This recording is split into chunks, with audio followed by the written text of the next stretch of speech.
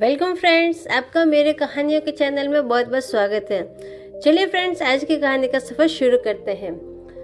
एक युवक ने शादी के कुछ साल बाद पिता से कहा कि वो विदेश जाकर अपना व्यापार करना चाहता है। पिता ने उसको मंजूरी दे दी। युवक अपने माँ बाप और गर्भवती पत्नी को छोड़कर व्यापार करने के लिए वह विदेश चला गया। उसने विदेश में कड़ी मेहनत की और धन कमाया। वह बहुत अमीर सेठ बन गया।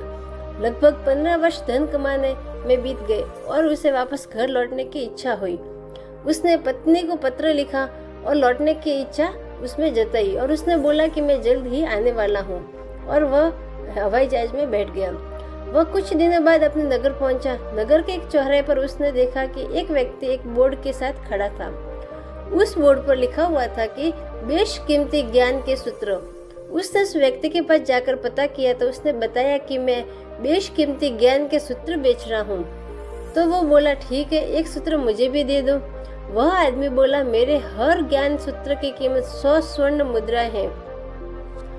उसको ये सौदा बहुत महंगा लगा, लेकिन उसने एक ज्ञान का सूत्र खरीद लिया।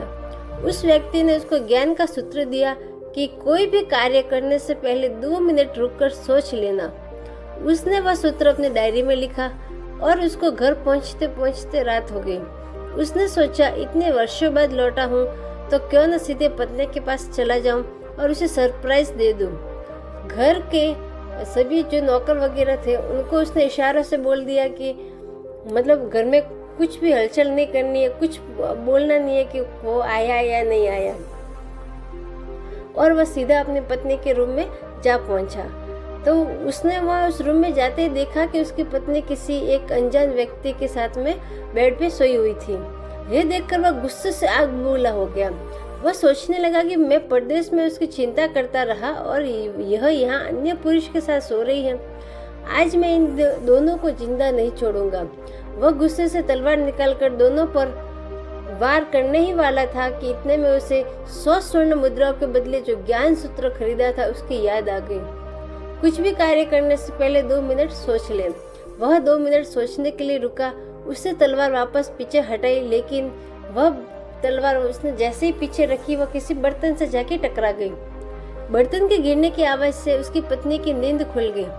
आंख खोलते ही उसने अपने सामने पति को देखा तो बहुत खुश हो गई और बोली, आपके बिना जीवन सूना सूना था। इंतजार में इतने वर्ष निकले, यह मैं ही जानती हूँ।